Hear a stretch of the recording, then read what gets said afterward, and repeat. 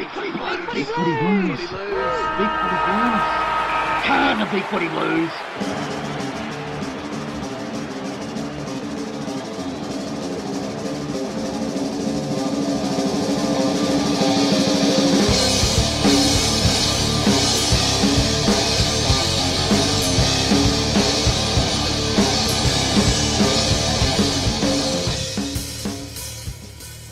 And it's nice to have you back for the BigFooty Blues podcast. I'm ODN and I am joined by some of your panel favourites.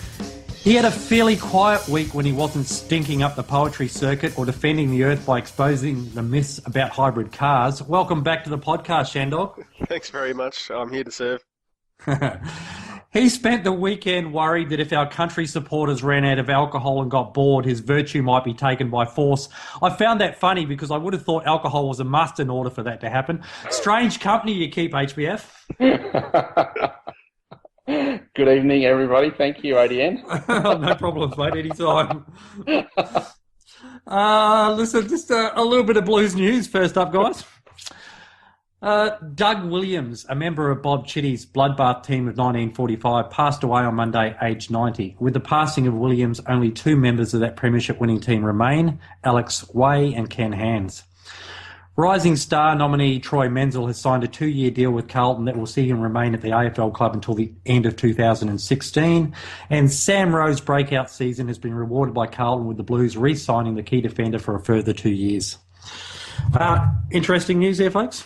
Yeah, good news. Very good. Menzel and Rowe, two signatures we were definitely after. Although we should have gone back, actually. That's pretty sad to lose another club legend, isn't it?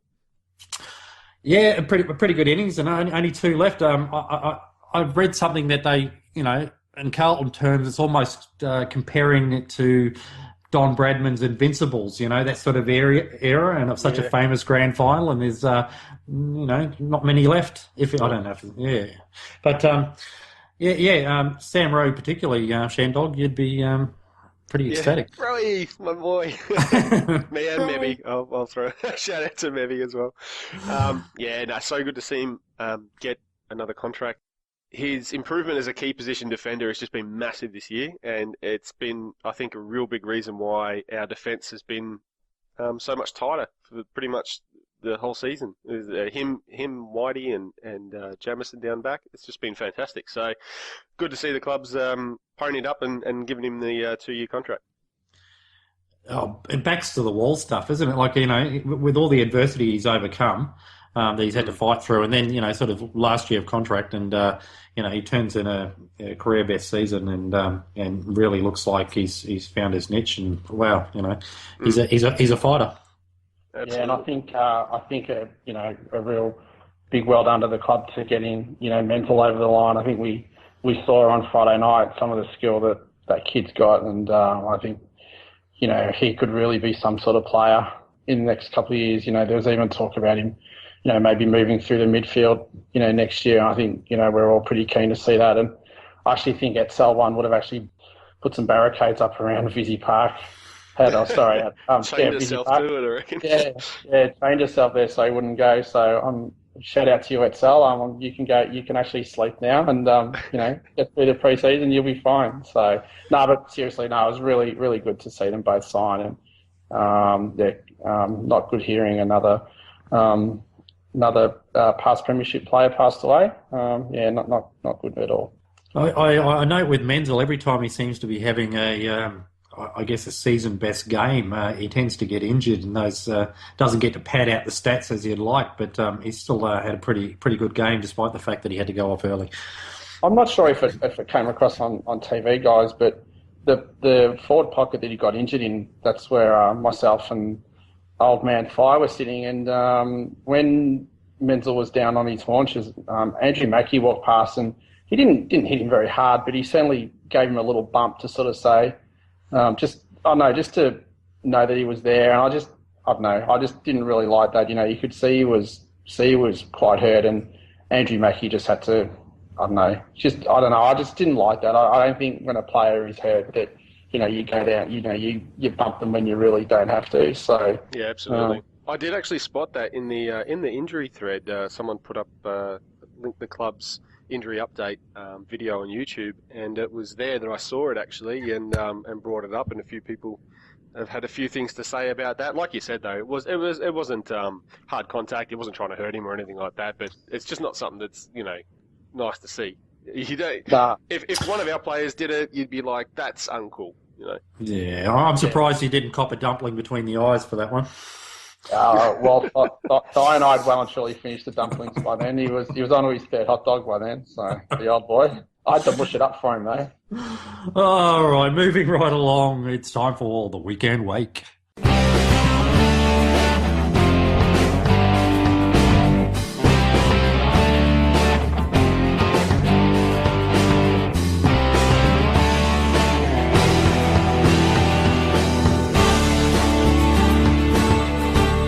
This is the Weekend Wake. So on Friday night at Etihad, Carlton 11-10-76 went down to Geelong 11-16-82. Goals for Carlton: Menzel 2, Gibbs 2, Waite 2, and singles to White, Murphy, Judd, Yaron and Bell. The best for Carlton: Gibbs, Carazzo, Murphy, Curnow, Menzel and Bell. Injuries. David Allard has a foot injury. Troy Menzel injured his shoulder. Dale Thomas injured his ankle, and Brock McLean was replaced in the selected side by Armfield because of an injured calf. So, wow, it was all happening on Friday night, people.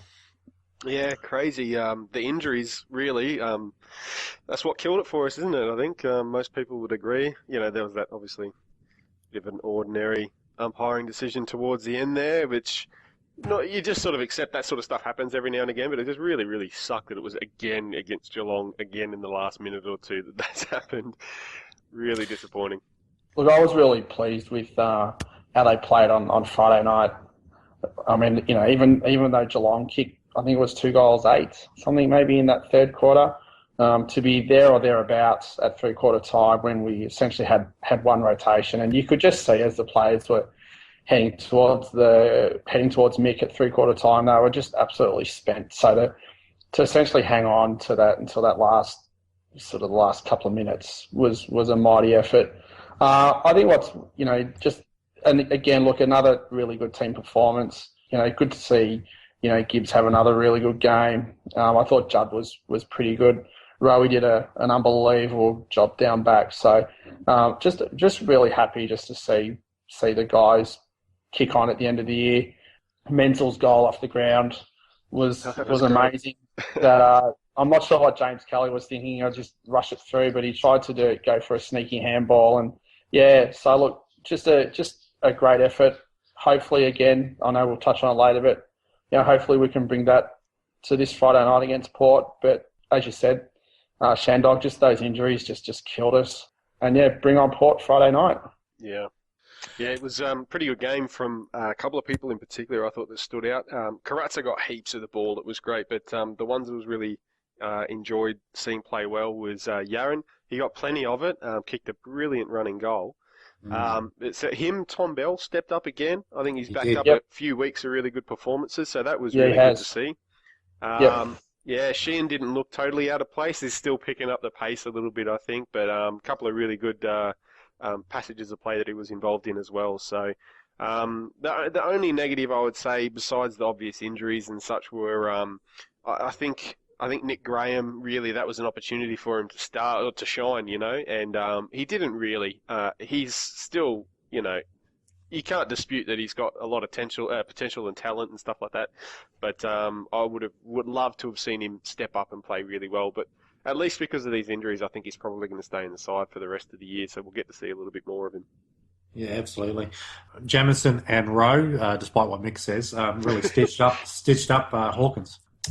I think we'll move right along and we'll go with List It, Love It, or Leave It.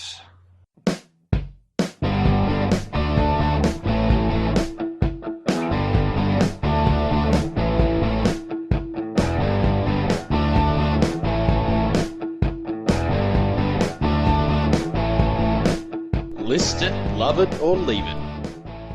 Okay, so first up, it's number 42, Zach Tui. Oh, look, hasn't had the year that he had last year, Zach. I'm not sure what's happened there, whether he's just down on form or whether the injury in the pre-season maybe knocked his confidence and just hasn't recovered. But look, definitely a leave for me. I'd actually like to. I've sort of been saying this for a while. I'd really like to see how he goes through the midfield. I think someone with his kicking ability and someone that can just get the ball as well as he can. I think maybe the next step in his progression is to move into the midfield. Yeah, I'd agree. I think he's had an off year. He was so good last year. Everyone was really looking forward to how he was going to go this year. I still love him. He's had a bit of an off year. I don't think anyone can really deny that. But hopefully, hey, next year we might see him, Sheehan and Byrne, all in our defensive line or something like that. That'd be interesting. And I think Zach's probably a vital component of that of the Irish experiment, in that he's been there for a couple of years now, and I think the other guys are looking towards him to show them all the way a little bit. And geez, Tui and Sheehan, there's some physicality running off our half-back line. Yeah, it's pretty impressive. Yeah, I like it, and I like the fact they get around each other, and I can only see good things happening from there. And Tui would be right, love him, leave him there. Okay, number 43, Simon White. He's actually surprised me this year, Whitey.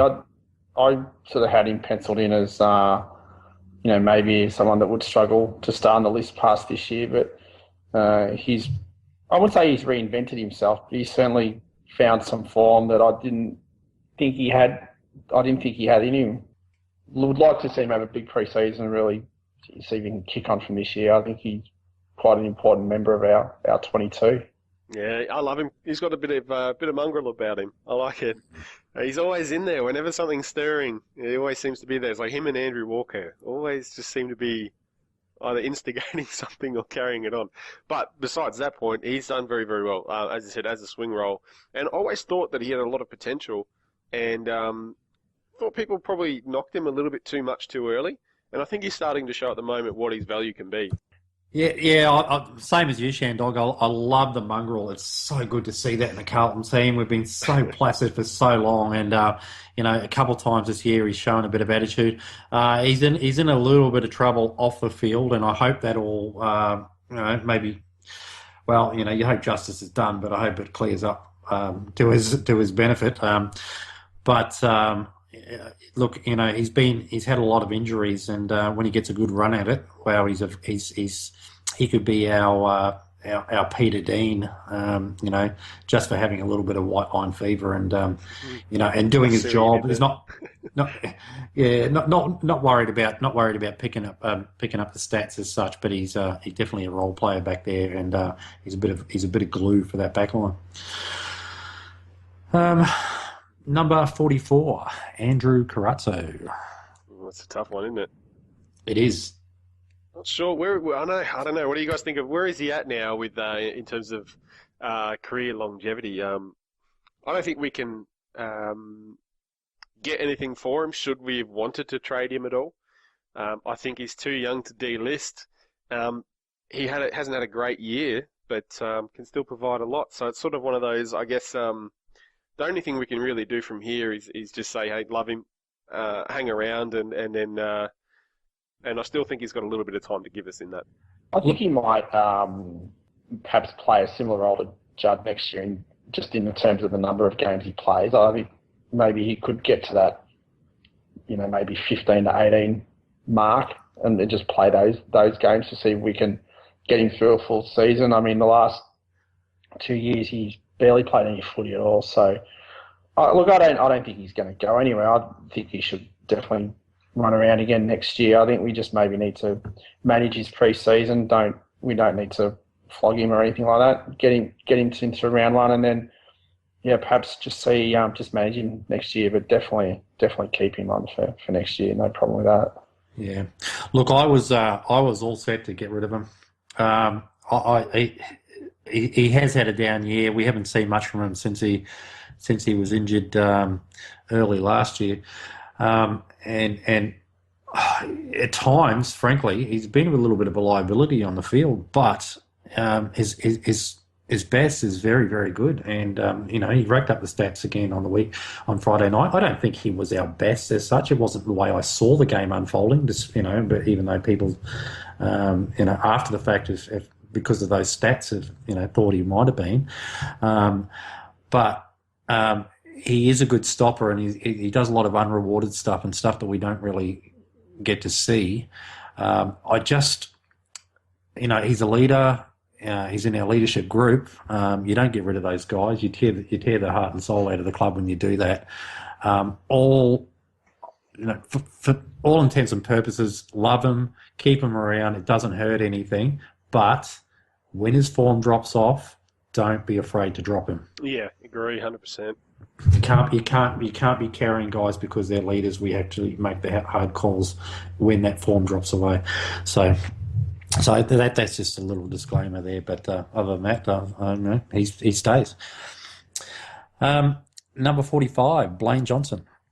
Look, I've seen him, let me see, maybe 3 or 4 times at VFL level, and he actually has shown something. And I know there's been times when he has actually played at AFL level. He doesn't get a heap of the footy, but there's certainly something there with him. He sort of plays that sort of Troy Menzel sort of role, that half forward.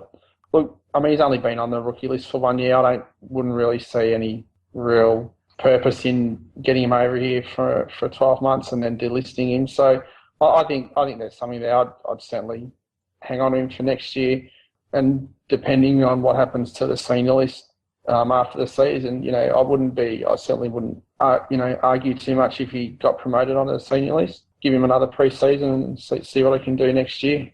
Yeah, I'm not sure what the rules are specifically with rookies and such, but I'd be more than happy to see him be a rookie again. I think it's 2 years you can do it, isn't it?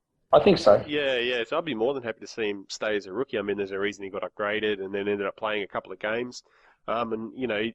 He showed a lot of effort. It was a massive effort play, chase and tackle and dive on balls and stuff like that. So and I think that's the sort of things that those sort of attributes are what Malthouse loves. So, definitely keep him around, I think. So love him. Yeah, wasn't it earlier in the season, ShanDog, that you didn't know who the hell he was? Yeah, I keep getting him and Holman and Johnson mixed up.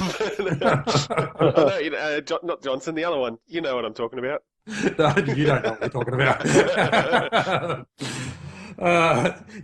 Look, first year rookie, and he's done extremely well to get a couple of senior games, and deserves the second year. But we don't bump people off the rookie list too quickly. We let them serve their 2 years, and sometimes you can apply for a third year if they don't get an offer elsewhere.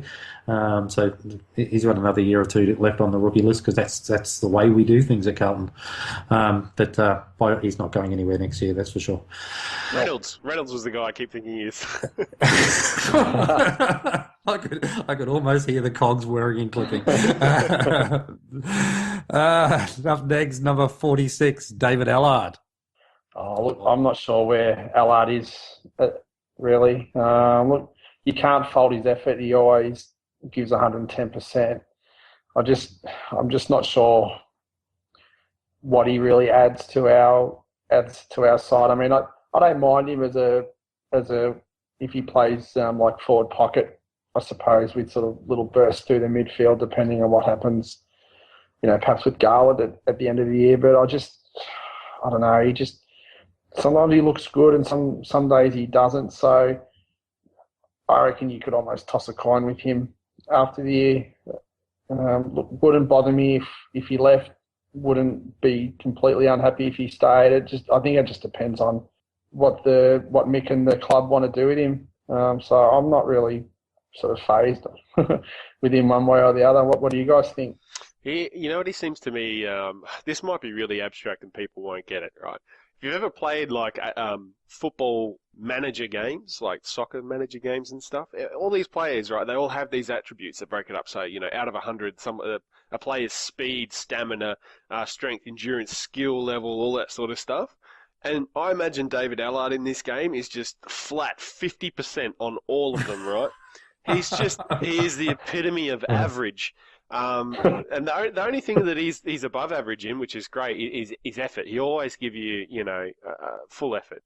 I just sort of think to myself, if Allard is playing in our team, as much as he brings some really, really good things to the team, it probably means that we're lacking in quality, right through the list. And so So in that regard, as much as I really, he's done some really good things for us. He's been around for a while. It's taken him a lot of years to get up to his 50 games, but he's always hung in there because he's always provided something to the club. So whilst I don't think we've got any trade currency for him, unless we can fill the list with some other better players, I suppose. I guess we just sort of, I don't know. I guess we leave him because ultimately we do need to replace guys like him with, B-grade talent and bring them through. Yeah, it's all about list spots, isn't it? He does seem to be in favour when he's fit. Mick seems to want to play him, and I understand he's probably a very good club man, and he is the favourite of a few of our supporters as well. But you're dead right. He's not going to get any better. He's still going to have a lot of pretty down games, and probably, I guess, he's going to hurt us here and there, because he doesn't have any sort of standout features. He's just an honest toiler. Yep.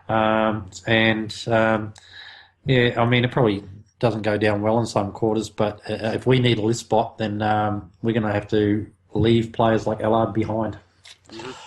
So it's going to depend on who else goes first. But I'm just looking through the list, and I think we do need to make some cuts, and we probably need to take a chance on getting a couple of new players in to have a look at, not just our 3 or 4 at draft time.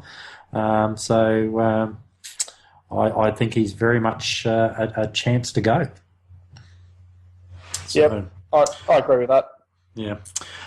Number 47, Karen Sheehan. Gus.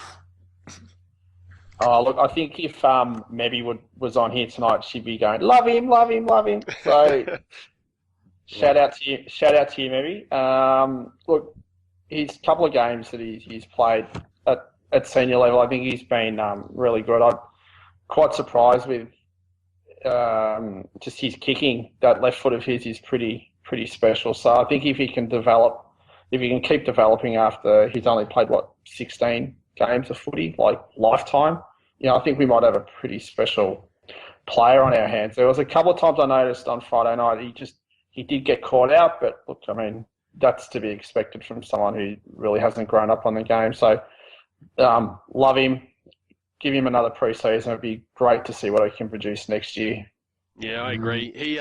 I think that some of these Irish guys, when they come over, they've got these really good pros that sort of go with those obvious cons, like they don't really understand the game and such.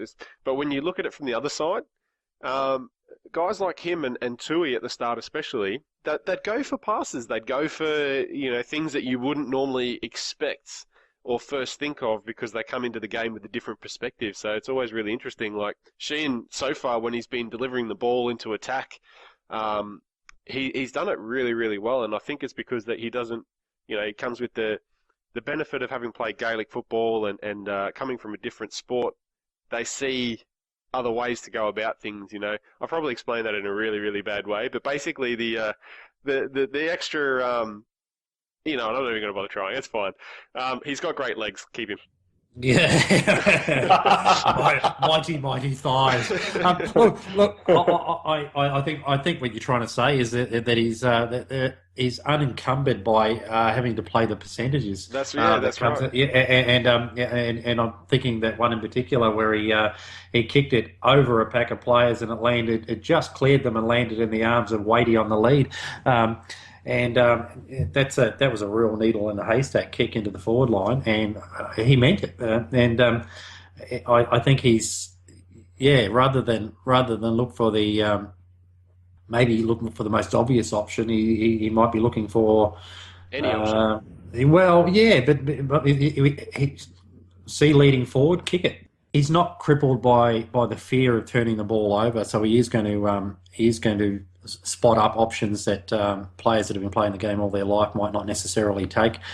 He's not worried about turning it over because he hasn't had those percentages drilled into him for a while yet. And as long as they come off, Mick's not going to bother drilling in those sort of percentage plays to him. He's just going to go for it. So, and he seems to have the skill to pull it off. So good on him. Okay, number 48, Kieran Byrne. Look, I've seen him at VFL level. Look, he's a good solid player. Again, like his namesake Kieran Sheehan, I think there's certainly something there to work with. Wouldn't see the point in cutting him after, only being here for a short time. So, look, I'd keep him on next year, give him a big pre-season and see what he can do next year. Yeah. Anything to add to that, ShanDog? Yeah, as soon as I've finished reading everyone's write-ups on him. Look, I think from what I heard about him, he was actually at one stage this year. He jumped above Sheehan, so he'd come from the development leagues, played well there, and he's come into the VFL side, and he's actually been kicking goals, and it looks a little bit of a natural, a good mark, and a pretty good kick. So I expect for sure. I mean, I don't know. We had the three amigos. What do you call three Irishmen in the side at the one time? A potato with Irish? I don't know.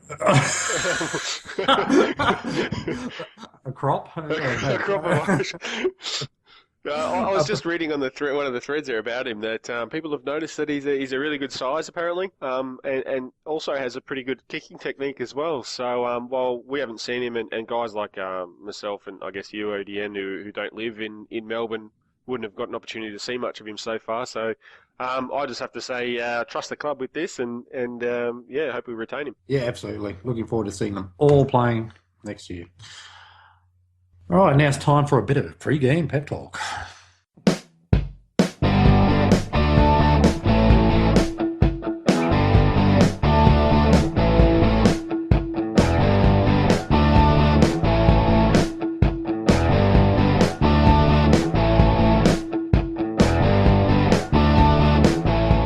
Pre-game pep talk.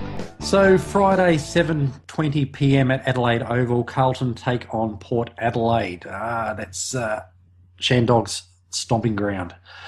It's the scene of one of our great triumphs when we came back to defeat Port by 1 point last season to book our spot in the finals. How is this game going to shape up, people? I reckon it'll be a fantastic game.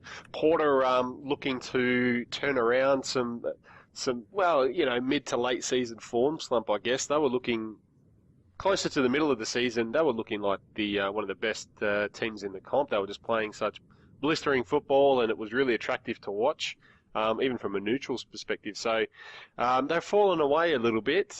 But having said that, the team that they're going to be bringing in, as far as I'm aware this week, is pretty much a full-strength side. They've actually got some selection issues in terms of who do they leave out and who do they bring in.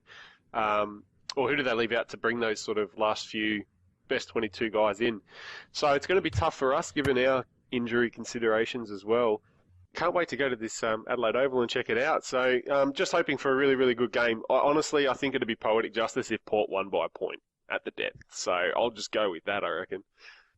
Oh, look, again, like I've been saying this for the last few weeks, but as long as we bring effort and intensity, I'm happy. I was pleasantly surprised to hear coming home tonight that Menzel and Thomas, they're actually a chance to play this week, which would be amazing recovery if they can get up in 7 days. But would be great to see those guys play on Friday night.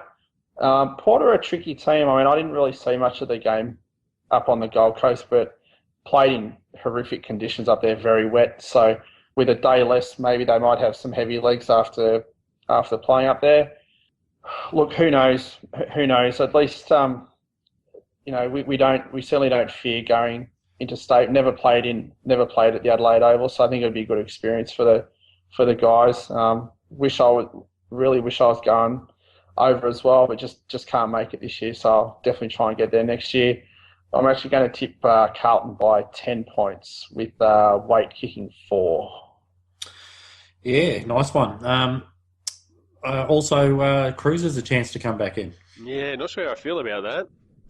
I don't know. It's it's said, and this is what I suspected, but it's for his psyche, I guess. He's done all the hard work to get back this season, but right near the end of the year, he probably wants to play just to feel like that work was worth it, rather than be put in cotton wool for the rest of the off season. He's a footballer. He plays football. That's what he does. He doesn't sit around while he's fit. waiting for next year to come around. So I think Mick alluded to the fact that it's not for physical reasons he needs a game. It is for mental reasons. He's playing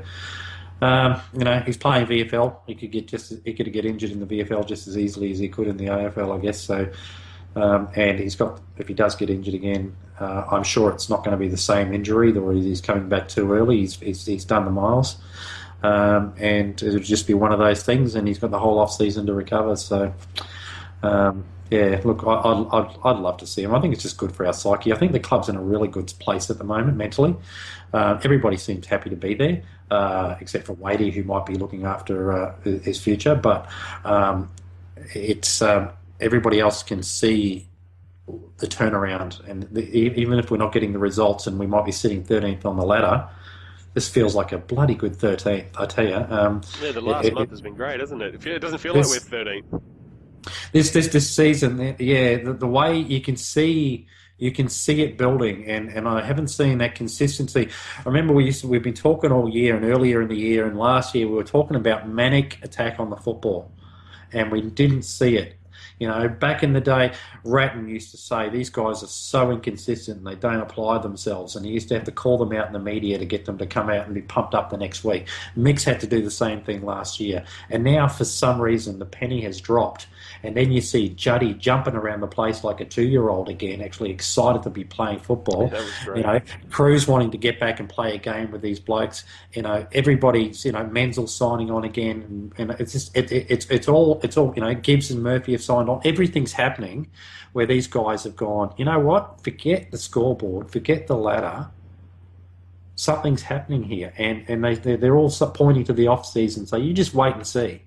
And I'm excited. I mean, we should be tearing our hair out over this season and despondent, but for some reason the vibe around the club has us all going, oh, can't wait to bring on next year.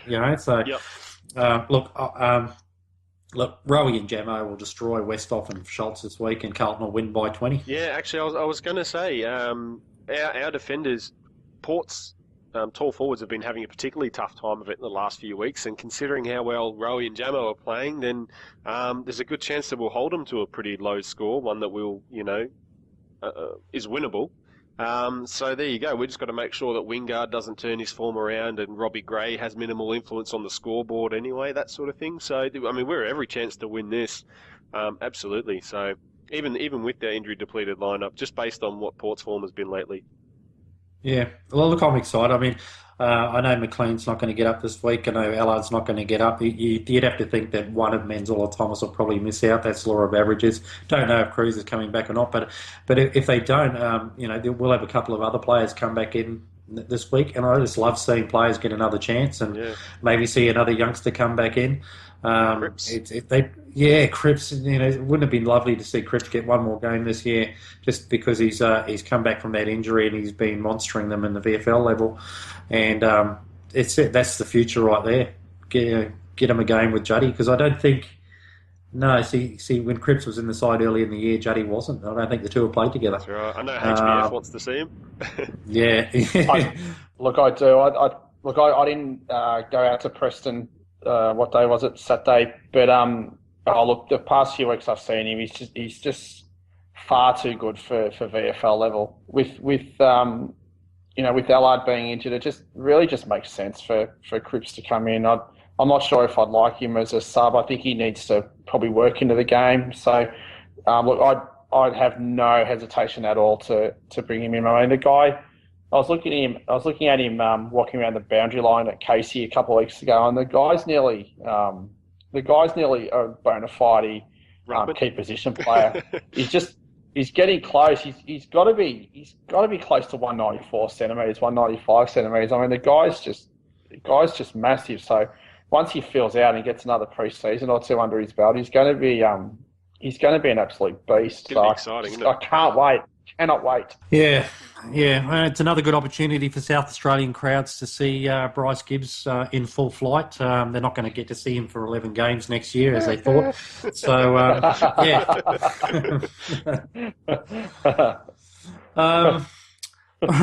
all right. I think we've probably done enough damage tonight.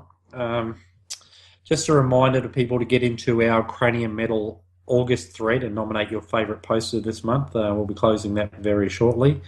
Also, head into our questions and suggestions thread and tell us what is good and bad about the BigFooty Blues board, its layout, its posters, and yes, even its moderators. Thanks for coming in, HBF and ShanDog. Thank you very much. Thank you for having us. All right. I hope everybody has an awesome week, especially Friday night. Good night and go Blues.